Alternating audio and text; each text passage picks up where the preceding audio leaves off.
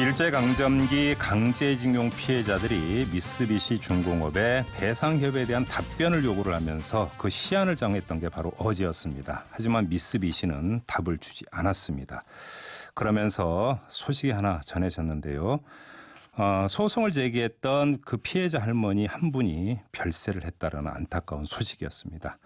이런 상황 속에서 내일 모레죠. 목요일에는 우리 정부가 이 일본이 제시한 강제징용 판결 관련 제3국 중재위 설치에 대한 답변을 내놔야 되는 상황입니다.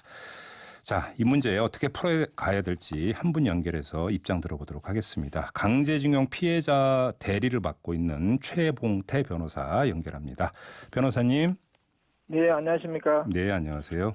짧게 좀 몇 가지만 좀 여쭤볼게요. 일단 미쓰비시는 답변을 내놓지 않았습니다. 그러면 좀 앞으로 어떻게 하실 계획입니까? 예, 아무 연락이 없네요. 그러게요. 아주 유감으로 생각을 합니다. 네. 미쓰비시 중공업 같은 경우에는 2010년 7월부터 2012년 1월까지 과거에 협상을 한 적이 있었거든요. 네네네. 그런데도 불구하고 이번에 이걸 거부를 지금 하니까 아주 네. 실망이 됐습니다. 그래서 앞으로 대형 방향과 관련되어 가지고는 미쓰비시 중공이 책임을 회피하는 사이에 올해만 해도 1월달에 김중곤 어르신네가 돌아가셨고요. 네. 또 2월달에 또 심선혜 할머님 돌아가셨고 또 어제 지금 이영숙 원고께서 또 돌아가셨거든요. 네네. 그래서 나머지 원고들 역시 마지막 사투를 벌이고 있습니다. 그리고 90세를 넘긴 원고로서는 법의적인 절차를 더 이상 늦출 수가 없거든요. 네. 그래서 지금 마지막 시한까지 미쓰비시 중공업이 유감 표명도 지금 하지 않는 그런 상황이기 때문에 조속한 시일 내에 예. 미쓰비시 중공업에 대한 자산에 대해서 매각명의 신청을 접수할 예정입니다. 압류가 되어 있는 미쓰비시 자산에 대해서 이제 바로 매각 절차에 들어갈 계획이다 이런 말씀이시네요. 이 법의 주름함을 보여줘야 되지 않겠나 그런 생각이 드네요. 그러면 이제 절차는 개시가 되는 거고 만약에 절차에 따라가게 되면 매각 절차가 좀 완료되는 시점은 언제쯤이라고 생각을 하면 되는 거예요? 그거는 이제 법원에서 어떻게 소명 절차를 밟느냐에 따라서 아주 상당히 시간은 유동적인데 네. 이게 이 법치주의 국가에서 사법부 판단이 존중되지 않는 것은 굉장히 위험한 것이거든요. 그럼요. 예. 더더군다나 한국에서 이렇게 영업을 하고 있는 상황에서 이 한국법을 지키지 않겠다고 하는 것은 거꾸로 생각하면은 네. 우리가 일본에서 영업하는 한국의 기업이 일본 법원 판단을 무시하면 어떻게 되겠습니까? 그러게요. 역기사지를 생각해도 이거는 법치주의 국가에서는 있을 수 없는 그런 것이거든요. 그래서 아무래도 이 한국을 너무나 이렇게 우습게 보고 있지 않나. 식민지 시대 때 자기들이 우리 주권을 빼앗겼을 때 그때 상황을 아직까지 그런 나쁜 어떤 역사 인식을 버리지 못하고 있기 때문에 이런 주권을 무시하는 이런 사태가 벌어지고 있지 않나. 저는 그렇게 보고 있습니다. 그러게요. 많은 국민들이 아마 지금 변호사님 말씀에 공감을 하실 거라고 생각을 하고요.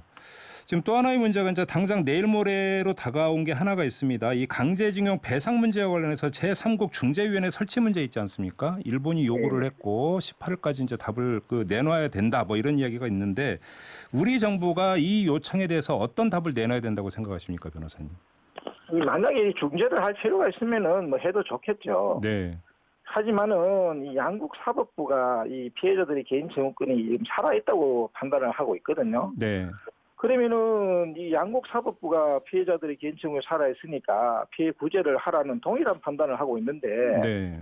과연 중재의 필요성이 있는지 일단 의문이고요. 네. 또 하나는 만약 이 중재 판정이 나와도 일본 측이 이를 존중을 할까 이거에 지금 저는 걱정을 하고 있거든요. 중재 결과가 나오더라도 이 일본이 네. 이걸 따르겠습니까? 네. 지금 이게 일본의 최고재판소 판단도 무시하여 지금 이렇게 한일 간의 이 갈등을 조장하고 있는데 네. 이런 일본 정부가 삼국 중재 판정을 과연 존중하겠습니까? 아하, 예.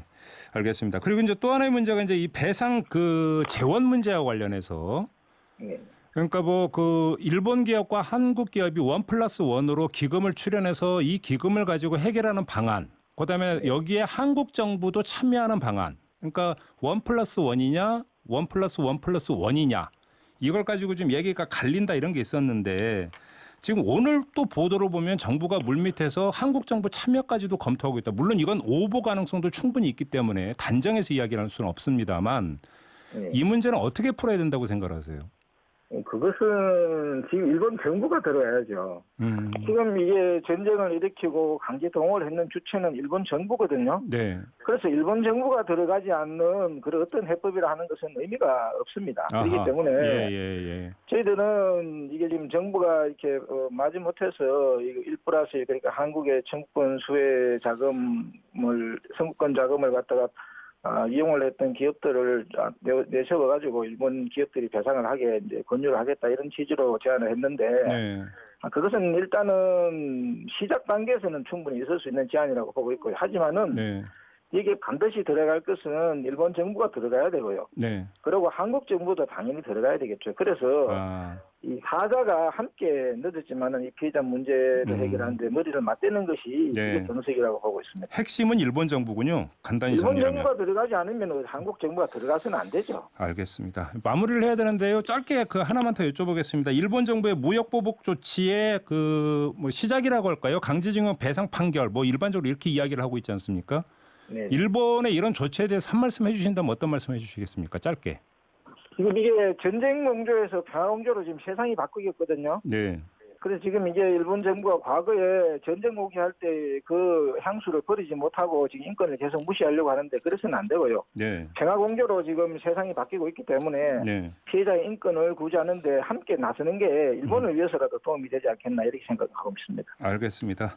자, 말씀 여기까지 드릴게요. 고맙습니다.